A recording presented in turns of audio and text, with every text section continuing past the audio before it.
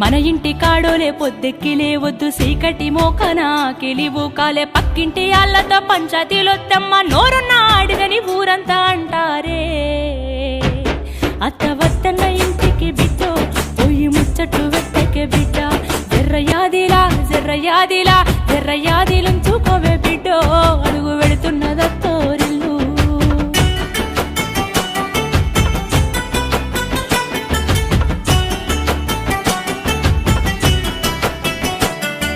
మోగోడు అన్నాక మంచి సెట్టుంటది యాళ్లకు రమ్మని ఏనాడు అడుగొద్దు తాగొచ్చినా గాని ఊగొచ్చినా గాని కంచంలో ముద్దేసి కాముషుగుండు